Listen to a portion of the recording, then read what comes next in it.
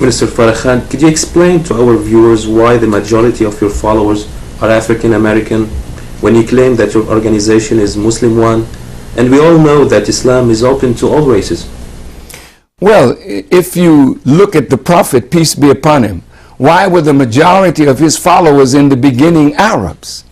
It was because he came to the Arabs first and then to the world. The black man in America, the black woman in America are in the worst condition.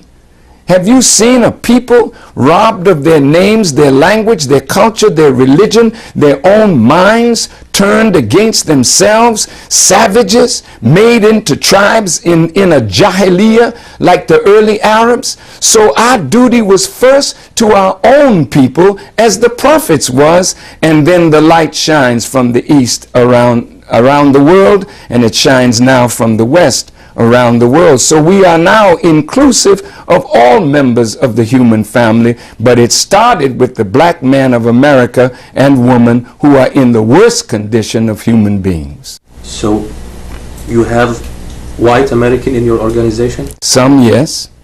We have Hispanics, we have Native Americans, we have some Asians now in the Nation of Islam.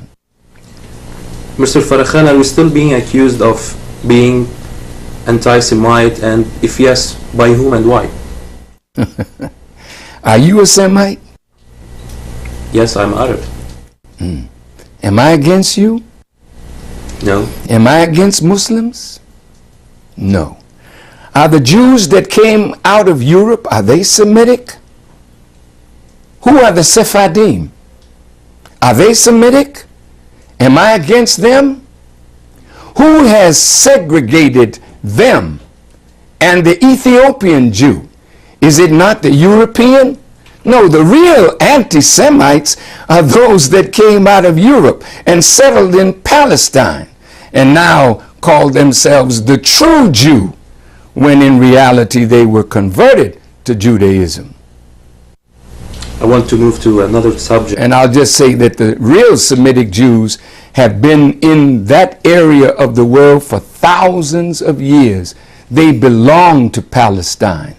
But these Johnny-come-latelys, if you pardon that expression, have put themselves there and say that that is their land. And now the Palestinians are under what Jimmy Carter called apartheid. The same kind of treatment that blacks went through in South Africa and the same kind of treatment that we went through in America is what the Palestinians are suffering. So who is the real anti-Semite? Is it Farrakhan?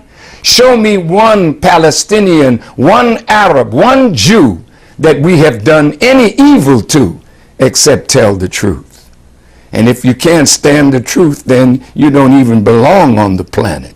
So why are you being accused of being anti-Semite? Because they can't stand the truth. What truth? The truth of Jewish misbehavior. If you criticize Jews, it's not that I hate the Jewish people. I would be a foolish man to hate people because of their religious tradition.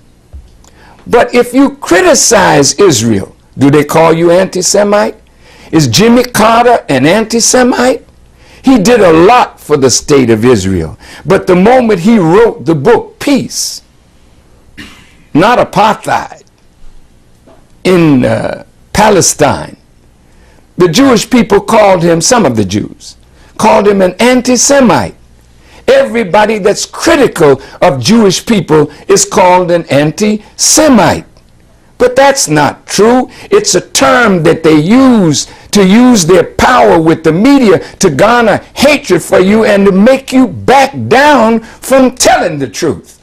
No charge like that will make me back down from telling the truth. And if I find you wrong, I'll tell you that. Thank you. Mm-hmm.